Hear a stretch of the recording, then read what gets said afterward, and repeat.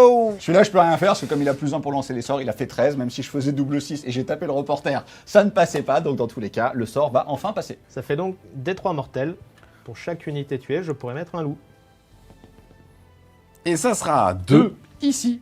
Début de ma phase de mouvement, afin de m'assurer de marquer mon objectif secondaire, Belladama et ses loups vont aller tout droit. Pour aller ainsi dans son territoire.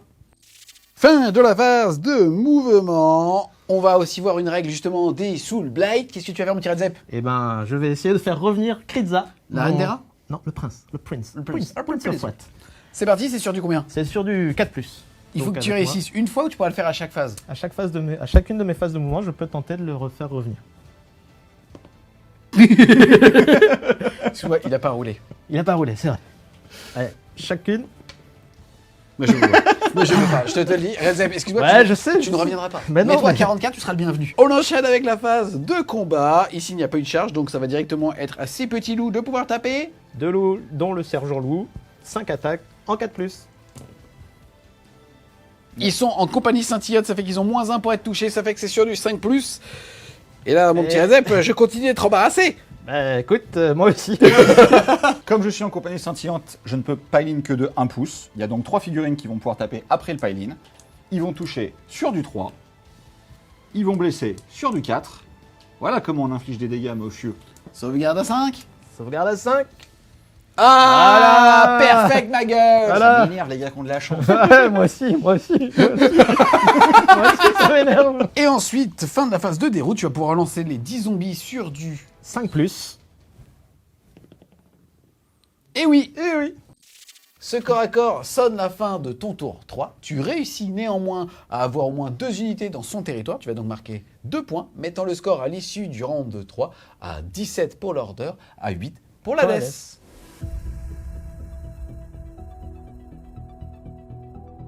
Début du round 4, on va faire le jet de dés pour savoir qui va avoir l'initiative. Red Zep, tu donnes tout, on compte C'est sur moi, toi. En c'est cas moi, d'égalité, je c'est rappelle moi. que ce sera Pride qui la conservera parce que c'est le joueur qui l'avait au tour précédent. Je mets mon Red 6 Zep, sur la table.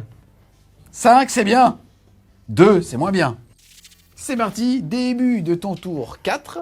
Début de mon tour 4. Déjà, tu vas gagner un PC. Toi, Pride, tu vas en gagner 2 parce que tu es le joueur numéro 2 +1 parce que ta Catalar, ton seigneur de guerre, est toujours sur table. Tu vas donc en avoir 3. Quel va être ton objectif secondaire? Ça va être de tuer son général qui est la Catalar. Début de la phase de héros. Vous allez pouvoir faire des actions héroïques. Qu'est-ce que tu vas faire, toi? Je vais tenter de générer un point de commandement. C'est sur du 2. C'est passe. Et toi, Pride, qu'est-ce que tu vas faire? Toi, t'es venu de mon côté, toi. T'as senti le vent tourner, quoi. Pourquoi? Petit lâche. Avant, t'étais là-bas.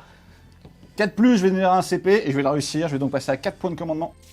Au début de ma phase de je vais utiliser l'invocation cadavérique, comme tout à l'heure, pour tenter de remonter un loup. Allez, c'est parti. Il te faut au moins un 3. Et non. Avec Belladama, je vais lancer 2 sorts. Je vais commencer par la lycanthropie sur les archers. C'est parti. Et ça sera 6 et 5, 11 plus 1, 12. Qu'est-ce que tu fais face à ça? Celui-là, je vais le dissiper automatique parce qu'avec les dés, ça risque de pas passer.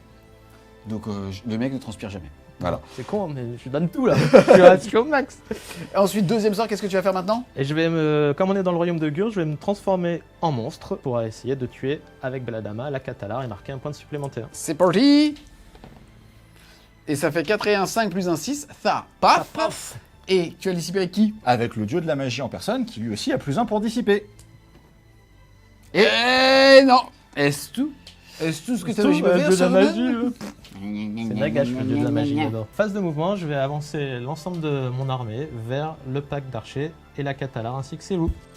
Fin de la phase de mouvement. Est-ce qu'il y a un petit deploy? Non, parce que de toute manière, j'étais tellement encerclé de tous les côtés que quel que soit l'endroit où je qu'elle va m'enfuyais, se ça faire dévorer. devenait compliqué. Elle va se faire Elle va se faire dévorer, dévorer, je pense. Ouais. Ensuite, qu'est-ce que tu vas faire comme charge? Eh ben, je vais faire charger tout ce qui reste. D'accord, c'est parti. Tu commences par qui? Je vais commencer par les 2 loups du bout.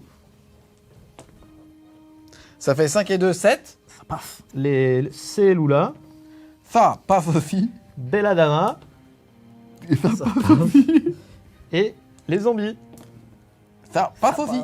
Début de la phase de combat, j'ai transformé Belladama en monstre. Je vais donc utiliser une action monstrueuse qui va être le piétinement sur la Catalar. C'est parti sur un 2+, tu vas lui faire des 3 blessures mortelles.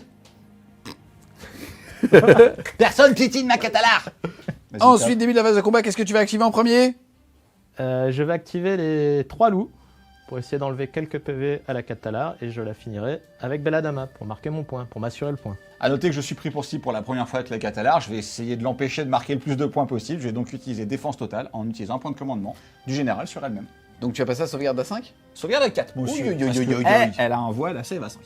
J'ai 3 loups, dont le sergent, ça fait 7 attaques, ils ont chargé, j'ai donc plus 1 pour toucher, plus 1 pour blesser, ça donc du 3 et du 3. Ah, voilà, ça, c'est plus honnête. Oui, vas-y, tu l'as moins avec les loups que je rigole. Non, regarde. C'est sur du 3. Voilà, elle est pas morte, 5 save. 5 save à 4. Elle perd 4 points de vie. Elle a l'artefact Dimetrika que j'ai été obligé de lui mettre qui lui donne néanmoins une protection à 6. Elle perd donc que 2 points de vie, il en reste 3. J'ai donc 2 unités activées. On va commencer par la Catalar qui va essayer de taper sur l'unité de loup qui ne lui a pas encore tapé dessus. J'ai utilisé l'arme Dimetrika, comme ça j'aurais utilisé et le trait de co et l'artefact. Sur 2+, je vais mettre des 3 mortels. Oui, et je vais en mettre 2. Insensible à 6. Insensible. Non mais il chatte trop aussi, Ah ça ouais, déséquilibre la game. c'est insupportable. C'est bon, on peut aller au tour 7 ou pas? Insupportable. Je vais ensuite faire taper l'unité de sentinelles. Ceux qui sont là vont taper sur les zombies. De toute manière, ils n'ont qu'une range de 1. Le champion a une attaque de plus. Un range -1, mais comme les zombies n'ont pas de sauvegarde, on n'a pas besoin de différencier les dés. C'est sur du 3. C'est sur du 4 pour blesser. Ça fera donc 2 sauvegardes sur les zombies. Insensible à 6. Comme tout à l'heure. Calme-toi comme ça. C'était bien en 5. Ça fait donc 2 zombies morts. Ensuite, celui-là et celui-là à range 1 vont taper sur les loups. Encore une fois, 3+, 4+, échec. Ensuite, Ces deux-là vont taper sur ce loup-là, échec. Et ensuite, les deux vont tenter le point de vie de la honte sur Belladama. Il la touche, il la blesse pas. Voilà, les archers sont quand même pas exceptionnels au corps à corps, on ne va pas se mentir. Donc je vais activer tout ce qui me reste. Je vais commencer par Belladama, puisque c'est son objectif dans la Catalar. Elle a 3 attaques en 3+. À nouveau, en 3+. Ça fait une save à -1. Sauvegarde à 5 qui était passé à 4 grâce à défense totale qui va repasser à 5, ce qui est perforation -1. Ah, j'ai raté. dégâts des 3. Allez. Et ça sera à 3. 3 insensibles à. 3 insensibles à 6 grâce au puissant artefact Dimetrika. Je perds 2 points de vie, il m'en reste 1. Il reste donc les 2 loups qui l'accompagnent. Ils ont donc 6 attaques en 4+, 4+. Ça fait 4 qui touchent. Ça fait 4 saves. Alors, devant cette chance insolente, Ah oui, bah, je vais réussir la même chose avec mes sauvegardes à 5, passer à 4 grâce à défense totale. J'en ai raté une seule. Oh, il faut que tu fasses un. Il faut que je fasse un 6. Attends. Il a passé une mauvaise game. Laisse gagner le Wookie. Nouvelle stratégie. Laisse gagner le Wookie. Attention, file open à 6. Et des 16. Et ça fait. Poup. C'est tué, pas un monstre. Tu vas donc réussir ta tactique et marquer 2 points plus 1. Ça fait 3 points. Je vais activer les loups qui ont chargé, puisqu'ils bénéficient d'un bénis à la touche et à la blessure. Ce sont donc ceux-là. 5 attaques en 3+. Il y avait -1, mais c'est pareil. C'est 4. De toute manière, vu mon jet, ça change pas. Et 3+. Une save. Sauvegarde à 5. Sauvegarde de t-shirt à 5. Échoué, il y en a un qui va mourir. Ensuite, les 2 petits loups qui n'ont pas chargé vont donc pas avoir le bonus. C'est pareil, 5 attaques. 5 attaques en 4+. Shining Company, 5+. J'en passe 2. En 4+. Une save. Sauvegarde à 5.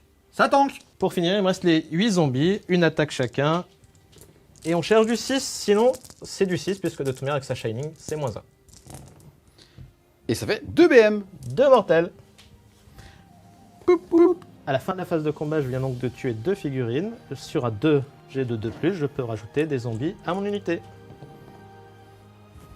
Et ça paf. On enchaîne ensuite avec la phase de déroute. Tu utilises un point de commandement pour t'immuniser avec justement tes archers. Toi, de ton côté, tout ce qui est invoqué est sur la table. Donc tu ne peux pas justement ressusciter 2 figurines. Par contre, tu marques 2 points pour avoir réussi ta tactique. Et grâce à la transformation de la petite dame en monstre, tu marques ton petit point bonus. Donc petit tricks de jeu quand même avec cette V3, c'est assez intéressant. Tu vas donc marquer 3 points de victoire. Le score à l'issue de ton tour 4 est donc de 17 à 11. C'est ça.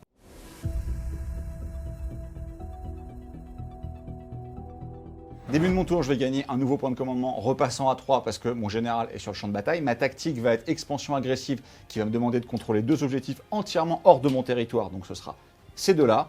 Action héroïque, je vais tenter de générer un point de commandement avec Teclis sur 2+, parce que mon général est mort.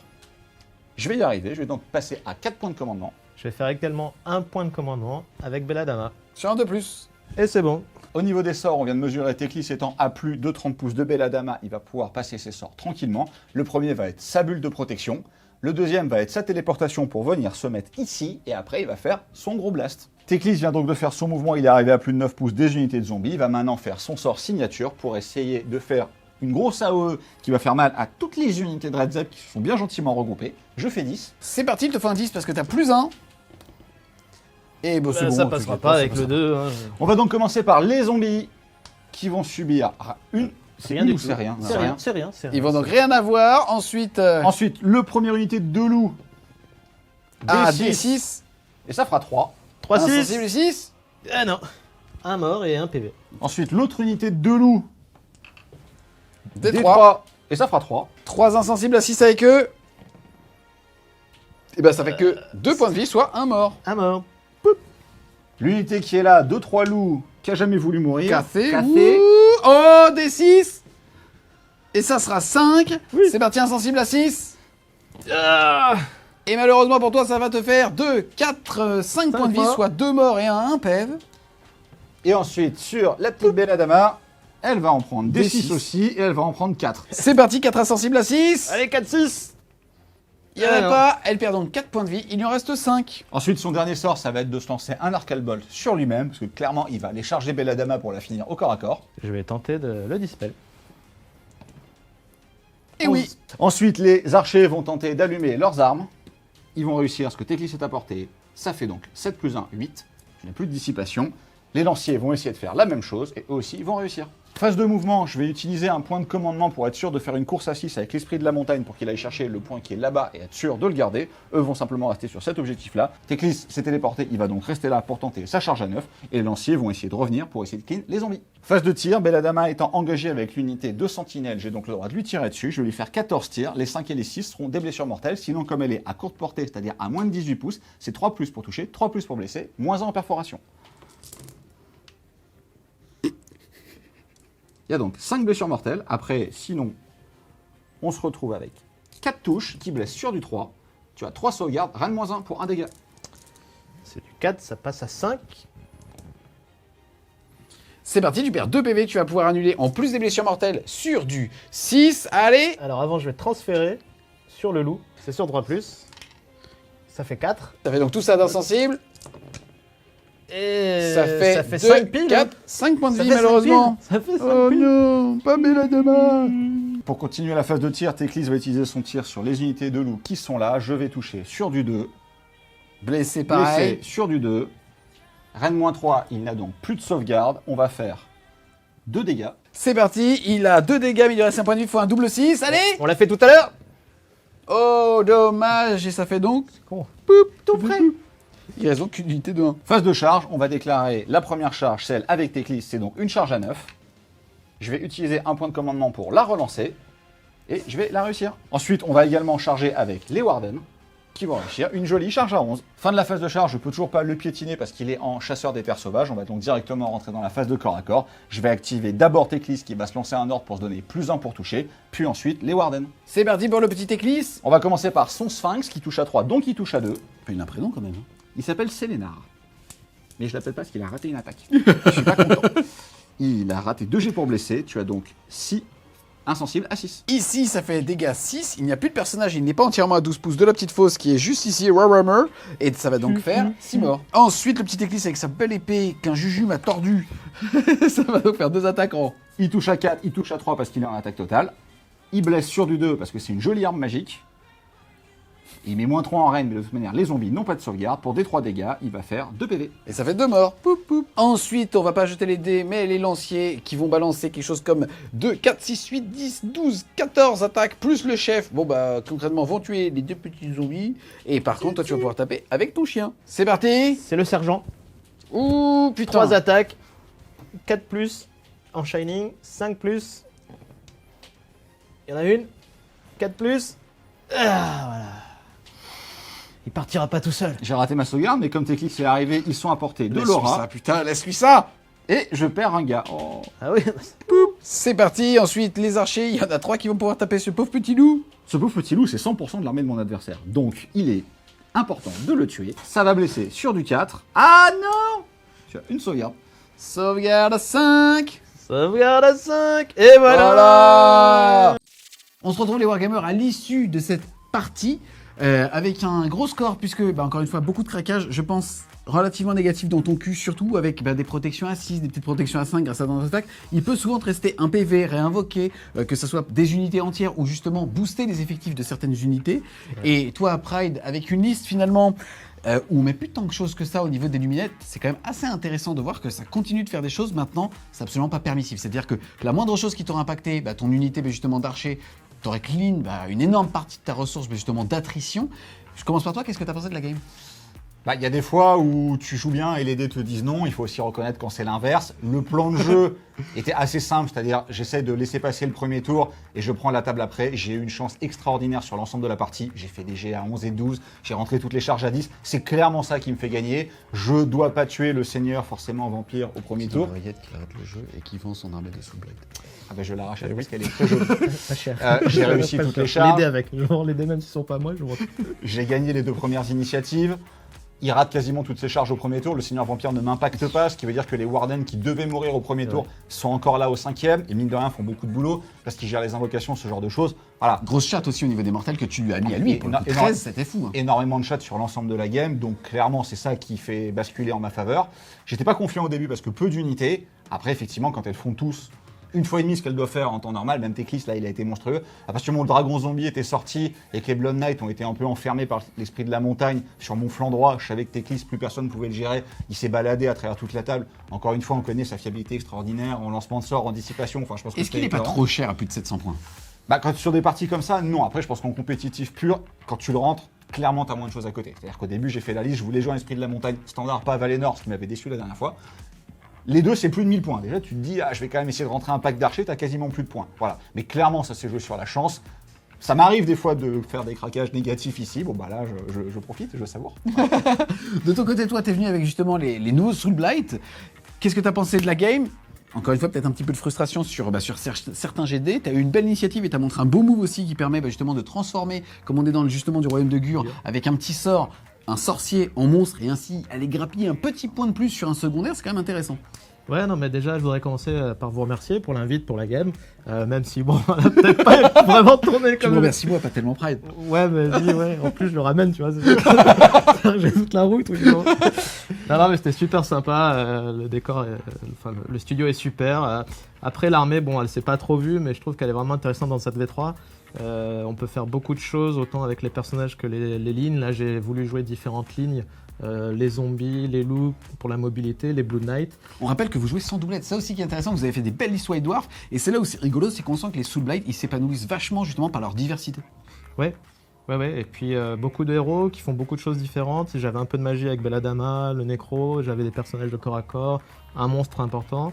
Et Bella Fatma, elle envoie du steak quand même, pour son coup en point, réellement, elle est vraiment bien. Ouais, je le trouve très bien. Sorcier de niveau 2, ce qui est rare dans l'armée, parce qu'il y a tout de suite les Mortards, Manfred ou Nagash qui font beaucoup de sorts, mais après c'est souvent des sorciers niveau 1. Après, avec le recul et sans la variance des dés, j'ai fait une erreur, je pense, j'ai voulu diviser son attention, j'ai mis les Blue Knights sur son flanc de la montagne.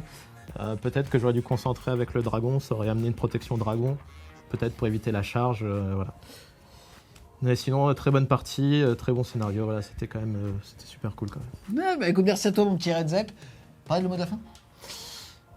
J'aimerais bien faire des jets comme ça tout le temps, parce que clairement ça aide quand même beaucoup. Alors on va jouer jouer avec ces deux au studio. C'est vrai que c'est la première fois que je suis content de jouer avec les tiens, je reconnais. En tout cas, un grand merci à vous deux justement d'être venus défendre l'ordre et la death. On espère clairement que vous avez aimé ce rapport de bataille. Si c'est le cas, n'hésitez pas à mettre un gros pouce bleu dessus, à le commenter, à le partager. Si vous voulez continuer de supporter French Wargame Studio, n'hésitez pas à aller faire un tour sur son Tipeee. Le lien sera en description ici. Et nous, on vous dit à plus les Wargamers.